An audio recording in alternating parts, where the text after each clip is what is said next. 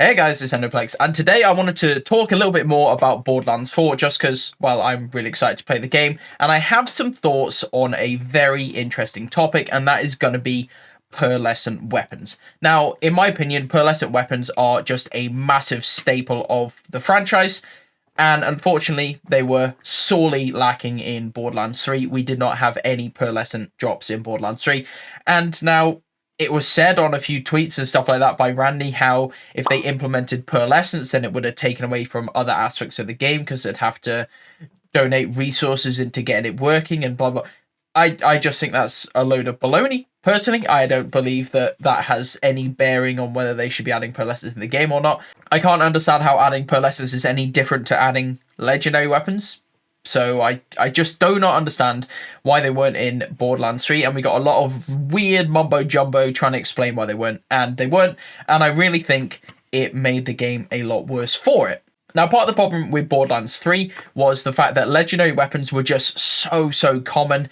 It was ridiculous. Whenever you're playing the game, if you're not coming away from each encounter with a full screen of, stars on your minimap because you got so many legendaries to drop, like in the Slaughter Arena or something like that, it was absolutely absurd, the frequency of world drop legendaries. Now, they did end up near the end of Borderlands 3's life cycle actually balancing the game a little bit better when it came to dedicated drops. Now, world drops in Borderlands 3 were still just astronomically high. World drops from the start all the way till the end of the game have been insanely common, but like I said, towards the end of the game's life cycle, they actually added bosses with dedicated drops. Now, most of these weapons can still drop from the world pool, but the dedicated drops ended up having a decent amount of balance towards them, where they would sort of have maybe like a 10% drop rate or something like that, and it made actually going for these dedicated drops feel a lot better. However, the problem with that is, as you're trying to farm a dedicated drop, you would literally have, 4 or 5 world drop legendaries that you would see before you'd even see the dedicated drop, which is just, crazy. If you're playing Borderlands 2 and you're farming, let's say, the Hornet from Knuckle Dragger, you are pretty much 100% guaranteed to get the Hornet rather than any other legendary. Whereas in Borderlands 3, let's say you're farming the Hellwalker from Road Dogg, you're probably more likely to get like 4 or 5 world drops than you are ever likely to get the Hellwalker. So it's really dumb, and I don't personally like it. Now, where I'm going with this, speaking on the topic of pearlescence, is they could have added pearlescence into the Borderlands 3 loot pool and just had these as a very difficult loot chase. Now, like I say, even though we've got these dedicated drops now where you have sort of a 10% chance to get the dedicated drop you want, it still just really isn't that difficult. There's no legendary weapons that are actually that hard to find in Borderlands 3.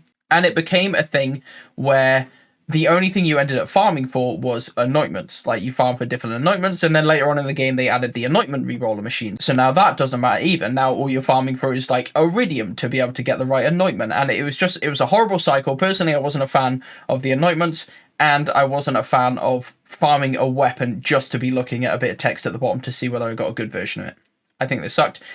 And if they would have taken away anointments entirely and then added pearlescence, and a pearlescent kind of has the same drop rate as a legendary with a perfect anointment, so whether that maybe be like a 2% drop rate from a boss or something like that. Regardless, Borderlands 3 is done, it's over, it's finished, and we're never going to get pearls in it, so that is that. But Borderlands 4 is on the horizon, and Randy Pitchford has teased little inklings of the fact that we might have pearls, possibly not at release, but maybe in the future. And now I wanted to talk a little bit about pearlescence because of the fact that it can be quite difficult to balance pearlescence. Now, throughout the franchise, in Borderlands 1 and 2, pearlescents really aren't that good, with the exception of a select through, but in general, the pearlescents really aren't the strongest weapons in the game, and for their rarity, I feel like they kind of should be, because they are incredibly rare and difficult to get,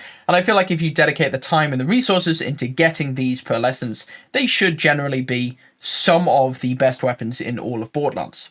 And like I say, that leads on to Borderlands 4, because we have our new licensed parts system. Now, if you're not really familiar with licensed parts, then Mental Bars has a decent document on licensed parts. Also, Moxie's got a pretty good video talking about licensed parts.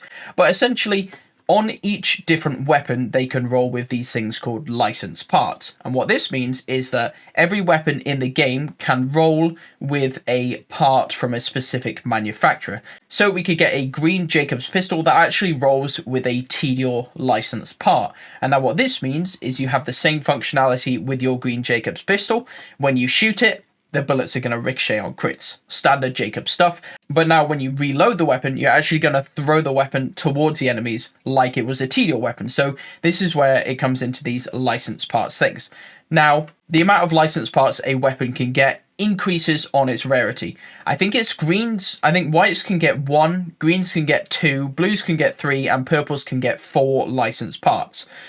Now, legendaries actually only get 3 licensed parts, and the reason for that is that one of the legendary parts on the weapon, the thing that makes the weapon legendary. So, for example, we have the complex root in Borderlands 4. Now, the part that makes the complex root legendary is that part that makes all the projectiles split off all around the place. That is one of the licensed parts, is the actual legendary affix itself. And then you could roll it with up to 3 other licensed parts. So you can roll it with TDOR, you can roll it with Malawan for like changing elements, and you could roll it with Jacob so that when you headshot, it bounces around to other people. So you have your 3 licensed parts plus your legendary part. Epics can roll with 4 licensed parts, so you can actually get a TDOR, Vladov, Scav, well, no, it's not Scav, it's called Ripper, and Jacob. So you could have all of those on a single purple weapon, and that's gonna, they talked about this trying to make purples relevant again, because in Borderlands 3, purples were all but useless, so they're trying to bring back some relevance, and it seems like purples are gonna have the most variance in all of the weapon diversity. So when it comes to Pearlescence, what do I think they should do? Well, I think, honestly, having seen this new licensed part system, the absolute best thing they could do with Pearlescence is, first of all, make them static rolls. Now, make them incredibly rare and difficult to get. I think that is a great idea, but I feel like they need to be static rolls so that when you get your pearlescent weapon and you finally get it to drop after, you know, hundreds of farms on a different boss or something like that, you finally get your pearlescent to drop, it is always perfect. There is no variation on what your pearlescent can roll, so it's always going to roll with its perfect stats, okay? First of all, I think that is a absolute must, because there'd be nothing worse than, you know, getting this amazing pearlescent only to find out that it's got some crappy licensed part that you don't really want and it doesn't, you know, scale the way you want it to and stuff like that. Because there can be a lot of variation between parts on weapons, as we're seeing in Borderlands 4. So I think that's the first thing that could make pearlescence very, very cool. And now the second thing is actually something that comes from way back in Borderlands 1, and this was hybrid weapons. Now, if you haven't ever heard of these are basically legendary weapons. Well, not always legendary, but they are weapons in Borderlands 1 that can actually roll as 2 different things. Now, a classic example of this, and one that you might have heard of, was a YouTuber called Whammer actually found a Nemesis Invader drop. Now, this is a pearlescent Nemesis, which has rolled with an Invader scope. So it is a legendary, or a pearl in this case, that rolls with 2 different legendary affixes on it. And now, I think this could work really well in Borderlands 4. So what do I mean by this? Well, I feel like in Borderlands 4, our pearlescents, like I say, should be static drops, but also should roll with 2 legendary affixes on them. So we've seen quite a few legendaries already in Borderlands 4 for all of the YouTubers who have gone for playtests and found various legendary weapons as they've been playing the game. But like you can see here, legendary weapons have this legendary thing about them. So the legendary on the cold shoulder, the legendary part of it is called Iced Out. And now I think our pearlescence should combine 2 of these effects. So let's take the legendary effect from the Lutty Mad Lad over here, which is Homemade Ingenuity, overheats quickly, but also cools down quickly. Now, this legendary part, stick it on with Iced Out to the cold shoulder, and suddenly we have a hybrid. We could have the Begging Cold Mad Lad, and this is a hybrid weapon between 2 legendaries, and these 2 legendaries kind of combine together to make the pearlescent rarity. I think our pearlescents in Borderlands 4 should all be hybrids. They should all roll with 2 legendary parts on them, as well as the guaranteed other parts on the weapon that we talked about earlier on in this video. And so the way this is going to work is not that there's a random chance to get 2 different parts on a pearlescent weapon. There is no randomness on it. There is a static 2 parts for a legendary weapon. You know, let's just take the Storm, for example, a sniper rifle in Borderlands 2 and Borderlands 3, a pearlescent sniper rifle. Say this sniper rifle always has the iced out legendary affix on it, and it also has the homemade ingenuity affix on it. So it always has these two, and having these two together makes it the Storm and turns it into a pearlescent, being a hybrid pearlescent weapon.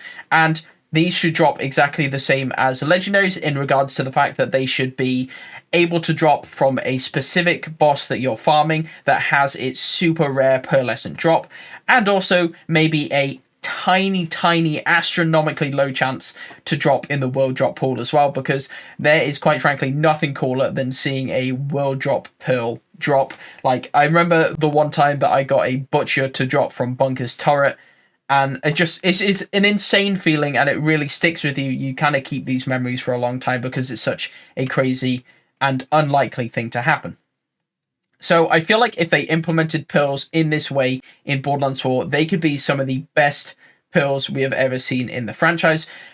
Hybrid chasing in Borderlands 1 is such a massive thing, like we talked about before.